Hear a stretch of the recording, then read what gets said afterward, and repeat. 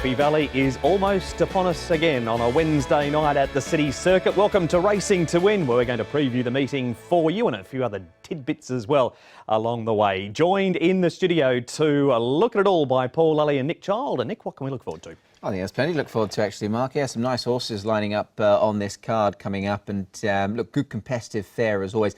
I've got a sneaky suspicion that a certain gentleman who rode plenty of winners at Happy Valley might just train a few Wednesday night as well. All right, we'll keep that dry for the moment. It's not hard to work out who it is, but we'll find out too. Nick does like as the show progresses.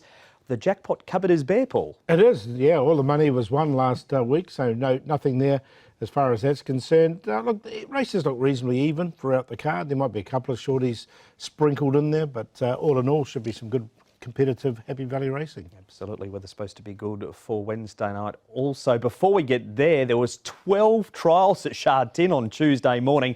Massive Sovereign amongst the highlights of them. Nick, he trialled at Happy Valley recently behind Romantic Warrior. 1600-metre trial at the scene of his greatest triumph earlier on this Tuesday. Yeah, look, it certainly was. Obviously, he was dynamite in the Derby, wasn't he? But to look, really good trial this, actually. Look, he's just gone through the gears, not put under any sort of undue pressure, as it were, and he's managed to stride away quite nicely. So, look, looking forward to seeing him get back on track, Paul. Yeah, look, he looks well forward, doesn't he? And I think we'll see him Sasa Ladies Purse Day. I think it's his opening seasonal debut, so we'll look forward to seeing him there. Fresh up over 1800. Yep, that is the target, the Sasa Ladies Purse for the Derby winner. Now, Paul, there's been 3 million trials this season already, and counting.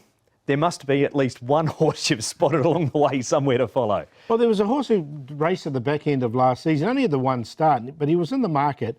Don't think he was quite ready, but he ran really well. He ran fourth.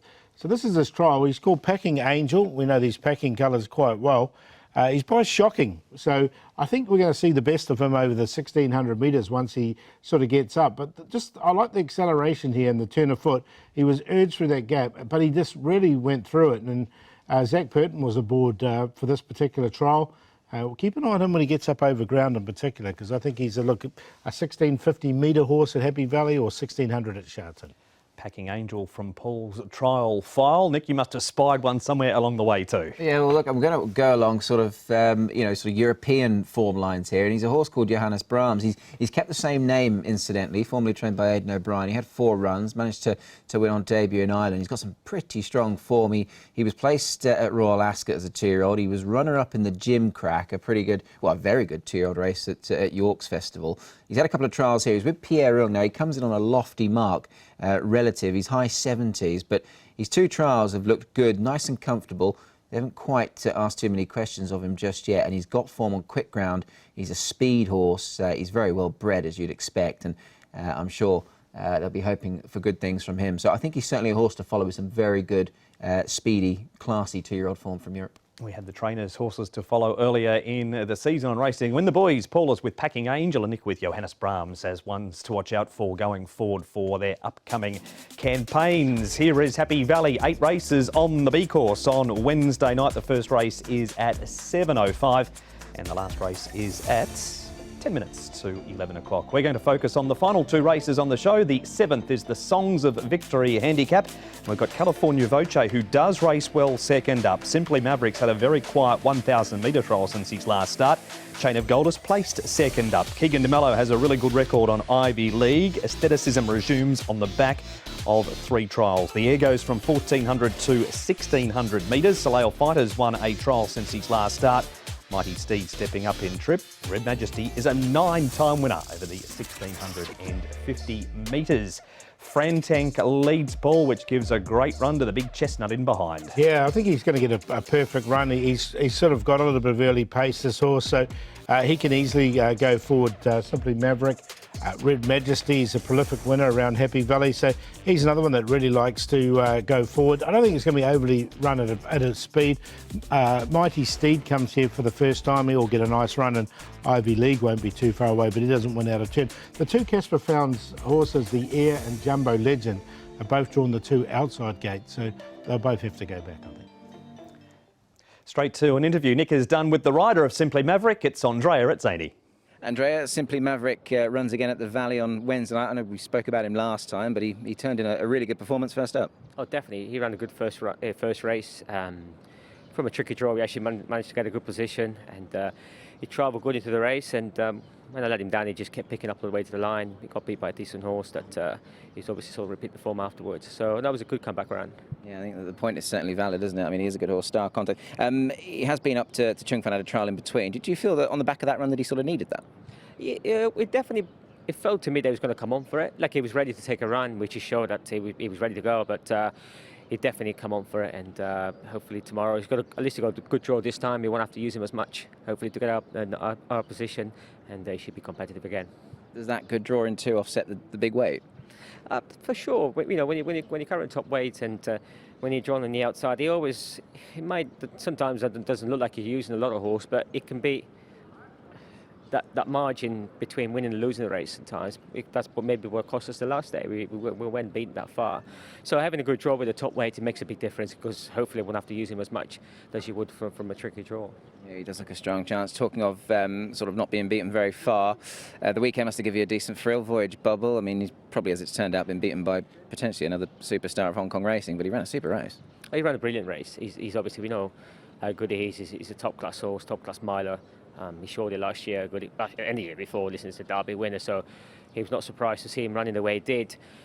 Obviously, Galaxy Patch, he's a very good horse. You know, I was giving him £6, which is a lot of weight to give away, but you can't take anything away from the winner. He's obviously a very good horse, but I thought Voyage Bubble, he like at one stage he felt like he was going to finish 4th or 5th, and all of a sudden just sort of pulled himself together and then stayed on again. So he'll come on plenty for the race. I know, I must ask you, I know obviously you're probably fully expecting maybe not to, but the merry-go-round that is sort of jockey bookings here in Hong Kong, you'd like to stay on him for December, wouldn't you? Oh, listen, I'd love to get back on him, but it was nice to ride him the other day. You know, I just took it at, it was my first ride on him, and it'd be nice to get back on him eventually, but listen, we can only try our best, and it was nice to ride him at least once anyway. That is Voyage Bubble. Talking about Simply Maverick, though, Paul, can he go one better this week? I think he can. Look, he obviously fresh up last time. He ran really well. He's sort of up in the ratings a little bit, but he drew 7 there. He's drawn barrier number 2 now. I think he can get right in behind the leader and get a perfect run. Look, his last one was off 66, so he is up to the 78 rating, but he did run second off 77. Yeah, no, I think he's got every chance of trying to go one better for sure. From a good draw, he's got every chance in mind. That is our first focus horse in race number 7. Next one, Nick, is Chain of Gold, 3rd, Glorious Johnny 5th, and one of your favourites, Red Majesty, running 4th. Doing a good job in Class 3 here, but can he back it up this week? He can run well again. Don't put the pen through him, that's for sure. The one I quite like here, though, was Chain of Gold. Cody Moe trains, Karis Teaton teaming up again, of course, off that win off Lucy in the Sky over the weekend. Yeah, look, this was a good, solid run. Kept on strongly. I think he's a leading chance here. Yeah, I've got him in as well. I agree. I think he is a really good chance for us. I'm going to give Ivy League a little bit of a chance at a price. He didn't run too badly there. He doesn't win out of 10. Keegan back on his key. Yeah. He's ridden both his winners, has Keegan de Mello.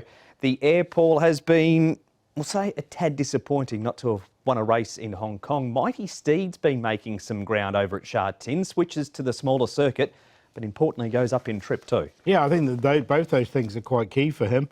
Being by time test, he's drawn nicely in barrier 1, Mighty Steed as well. So, look, I'm going to include him as well. I think he's a good chance with a lightweight Mighty Steed. The barrier draw puts me off. He does what he says on the tin. He gets back, he runs on every time, and he sort of gets you next time. But from the wide draw, I'm going to leave him out. Yeah, look, I didn't find a spot for either of them, but I totally concur with Paul there. I just think the Air from a wide draw looks tricky. Yeah, the Air has a stablemate in the race too, Nick. This is Jumbo Legend running 3rd. He does something similar to the Air, likes to get back and run on. He's coming up in grade, so gets him with £118, but like the Air, has that wide draw too. He does, yeah. Look, he did me a nice turn when he last won. I remember having him on top, and he was very good. I mean, look, he's never won in this grade, however, so that was a Class 4 win. But look, going up to 61 always makes it a little bit tricky, bottom end of Class 3. But look, he wasn't beaten far this day. He likes it around here. He's got to overcome the draw. I mean, he's always run quite well in this grade, Paul, as well. Yeah, look, the only thing that worries me is, like, he didn't win to come up into the grade. He's placed. I like to see them win to come up into the grade. That's one of your little factors, isn't it? Yeah, it is a little bit, yeah. I like to see them win, and they're in good form when they come in. I mean, he still ran well, but he didn't win.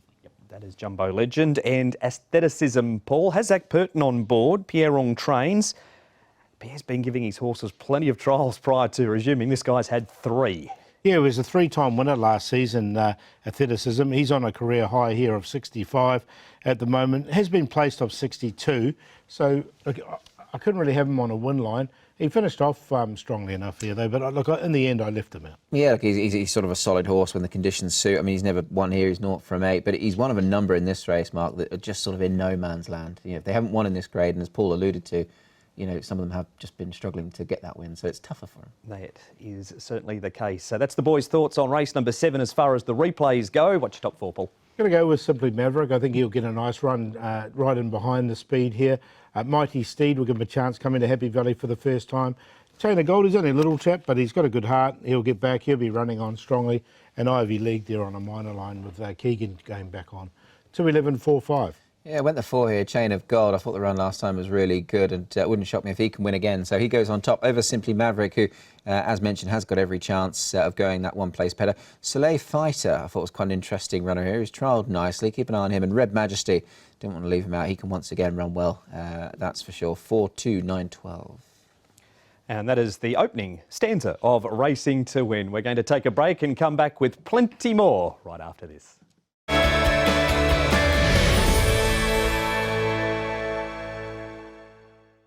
Welcome back to Racing to Win as we have a look at Happy Valley on Wednesday night. Before we get back to race number 8, it's time to, Paul, have a look at the last run reminder. If you haven't jumped on the train before, this is the perfect time to do it. So he did there. Shinkansen, yes. Race 4. Now, this horse, he gets back. You can see he was slightly slow away once again in this race as well. And they didn't go quick in the race. And he sort of, once he got into the clear here, really finished off nicely. It was a really good run from Shinkansen. He was sort of 8th in the running all the way back. And then he Spicy Gold and those purple colours had first run on him. And he ran home really strongly and ran a really good second, actually. So, look, his win was off a rating of 41. He's still at a 45 rating, but the way he's racing, you think he could win pretty quickly. He's trained by that former jockey you might have mentioned earlier on too. Could well be him, yeah. So there it is, last one reminder. Race 4, number 11, Shinkansen for Paul. On to race number 8 now, and this is the running of the Flying Handicap. It's over 1,200 metres and a Class 3. Nordic Dragon, Sugar are both 5-time course and distance winners. Power Cap has the blinkers on for the first time. Eason, he has a new home. He's now with Ricky U. Visor and tongue tie have been removed. Gusto Sissimo's joined the Tony Cruz stable. Sweetbriar comes up in grade after winning last start in Class 4. Tale of Perth is a newcomer. Won over 1,100 metres at Warrnambool before arriving. And Viva Chaleur has the pacifiers with the cowls off and the tongue tie going back on as he switches from the all-weather to the turf. The speed map, Paul. Yeah, Gusto Sissimo's changed stables, as you mentioned, and has gone forward in recent trials. So from barrier 7, I thought Angus might go forward with Eason, another one that can lead. Eason can go back as well, but there's no real leaders in this race, so it's a little bit muddling. So I thought the two of them might go and try and lead together. Sweetbriar from an inside draw. I mean, Lyle's got the option to lead if he wants, but he's better, you know, with a bit of cover. Viva Chaleur and Sugar has drawn wide. I just wonder if they'll go forward with him. His stablemate in the race, Nordic Dragon, they've drawn sort of alongside each other. So I thought one might go forward, one might go back. More from the boys in a moment. Interview time. Firstly, Nick with the rider of the last start winner, Sweetbriar. It's Lyle Hewitson. Lyle, Sweetbriar has been a pretty good servant to you, and last time out was no exception. That was a nice win. Yeah, it was a really nice win. You know, he was first up for the season. I thought that he was only 70% ready going into it. He probably would have needed another trial, I expected, but he got a nice pitch in the race, and when it was time to produce, he really did, and I think he probably enjoyed actually being a little bit fresh. So it was a win full of merit, and he goes back up into Class 3 where he has performed well, but it is tough, and he just seems to always find one better. But hopefully with the run under the belt, a bit of improvement and that confidence again, hopefully we can have another good run. You've more or less answered my next question, because he's always been that sort of nearly horse, hasn't he, in Class 3, but I guess there will come a day where he will crack it and everyone will say, well, we fully expected that. Yeah, well, the thing is, I almost think that sometimes he's his own worst enemy, just creeping up in the ratings, because he always runs consistently, but if he's in front for too long, sort of maybe waits for a challenge, and if they snipe him, he just can't pick his feet up again. So yeah, he has been a little bit tricky in that way, but otherwise I think he's very honest, and if he gets into a fight, he tries hard. So yeah, hopefully he can get the job done. He deserves the Class 3 win again, and yeah, looking forward to riding him. Happy to see gate number 1. Probably would have preferred 3 or 4, you know, just give him that little bit more space, but I don't mind at all. He starts really well. Yeah, no complaints. It should be a good spot. I'll choose it over 10 any day. That is Sweetbriar with Lyle Hewitson and Nick earlier today. We're going to move on to winning form here, Paul, with Kairos Dragon, who's 3 back on the fence here behind stablemate of Sugar in this race in Kaholo Angel. Yeah, look, a nice run here, a nice win from Kairos Dragon. Got the perfect run in behind, and he won nice. He took him 10 starts to get this win, and he's got Zach Purton aboard. It's whether he just does it, can put 2 together. That's the query I had. Look, I think it's a possibility for sure. I mean, he's drawn well. They put him up £6 for that win. Look, he was going away at the line, and I know we're only dealing with small data, but 50% Zach and David Hall so far this season. It is a very, very good record. Quite a few trainers and jockeys having good strike rates. David and Zach and Casper and Hugh notably. Power kept 9th. What about the run of Young Arrow? Nicky makes up many lengths to run 3rd and has had a trial since. Yeah, and he's trained by a certain DJ White as well, isn't he? He's only had the 3 runs. Look, I don't mind him in this at all. He took a bit of time to get organised, but once he did, just have a look at him there. He's still a little bit green, sort of reaching for the ground, if you will. But he looks the type to keep improving. This was the race won by Brave Start. I think the level of form is decent. And I think he's got every chance on Wednesday night, Paul. Yeah, I like him. He's put 2 together now, a couple of good thirds. So with those runs under his belt, I think he's the one for me. Onto the speed map, Paul, with this horse, Sugar. We saw he was 3 wide. He's down on the rail here. Gets a claim for Ellis Wong in those blue and white check colours. Yeah, like I said stablemates, aren't they? There's very similar colours with Nordic Dragon and Sugar. But of course, there's no connection between the 2. But look, Sugar ran really nicely here from a good draw. Ellis Wong will be on it again. It's going to take a really good ride for him from this one. Hugh rode him at last start as well, Sugar. But look, I just wonder about him from barrier 11. Yeah, there definitely is a connection, Paul. I can tell you that much. They're both 5-time course and distance winners, so they've got a little bit in common for sure, and they're both handy around here. They are indeed. We'll have a look at Nordic Dragon soon. Nick, firstly, though, we need to see the replay of Armour Eagle, who ends up running 7th here.